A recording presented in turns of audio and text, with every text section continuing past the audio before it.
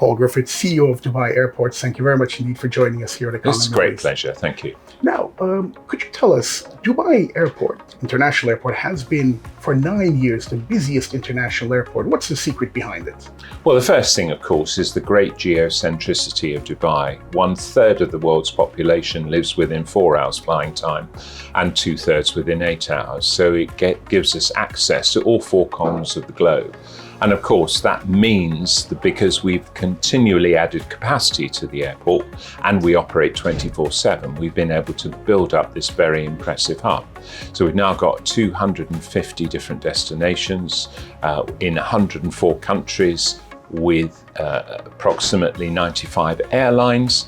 So that all contributes to the real busyness of Dubai. And the fact we've set up an efficient hub means that we are the most attractive way of getting from A to C via point B, which is Dubai. So I think all of those factors combined, and of course the attractiveness of Dubai as a destination, have contributed to our position as the world's #1 international hub.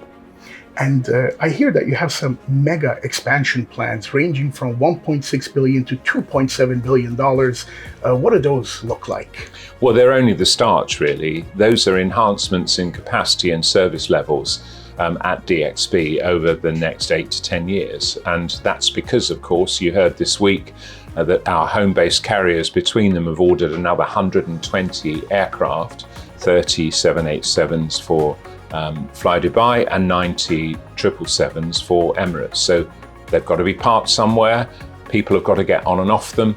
And of course, we've got to provide extra capacity within the terminals for those additional passengers. So that's why we're spending money at DXB. But ultimately, obviously, we will need a new airport at some stage in the future. We've probably got about 25 to 30 million additional passenger capacity to be able to add at DXB. But ultimately, we will need a brand new shiny airport. And connectivity is a big thing at Emirates and Dubai airports. Now, you are the leader in the Asia-Pacific region and the Middle East. What's the secret behind that, and how important is that to your business model?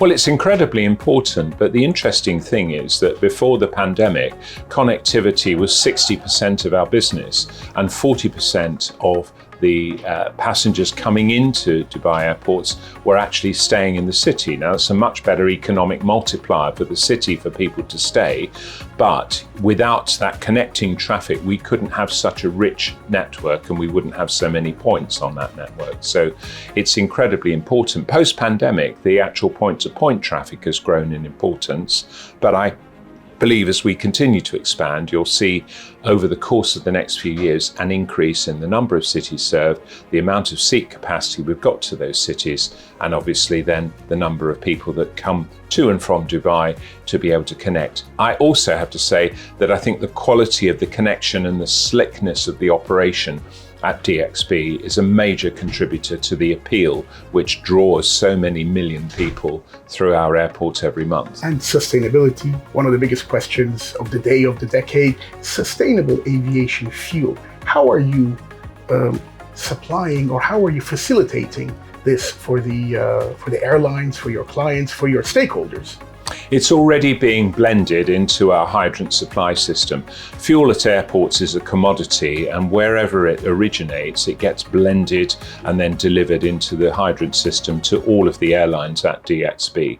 At the moment, the industry contribution of sustainable aviation fuel to the total fuel uplift is only about 0.1%, but there are plans to greatly increase this productivity over the next few years. And I think we have to step that up. That's a serious amount of investment that really needs to put into the generation of feedstock for sustainable aviation fuel. The price needs to come down.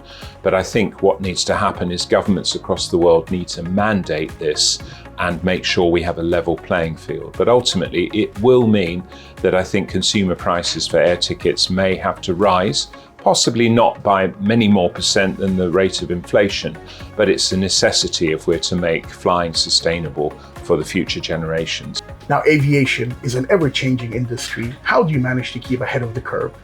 Well, what we're continually doing is investing in new technology because we focus on the customer. And I think if anyone thinks that you're in the infrastructure business when you run an airport, you've got the wrong idea. We think that customer service and making our customers happy is the most important thing. And what we're doing is reinventing all of those horrible legacy processes that go back decades that exist in the aviation industry. And we're trying to remove them from the front of house. So check-in should be very slick. Immigration and security, you shouldn't really need to feel that they're obtrusive. And the technological change that's coming is incredibly fast and very, very, disruptive in a good way. And the great thing about that, of course, is that not only does it respect our customers' time, but actually it's great for business, because if we can give them more time to shop in our restaurants and bars and our retail operations, then that's much better. And of course, if you have a facility of a certain size and you want to increase capacity, you either have to build another facility at great expense, or if you put the technology in and you halve the time it takes for people to go through it, you've got the same result. So for a bit of investment in technology, you've doubled the flow rate, you've got double the capacity. That's a far more intelligent way of getting more capacity out of the assets we've currently got. Wonderful. And it's always a pleasure to travel through DXB. Paul Griffiths, thank you very much indeed for joining us here.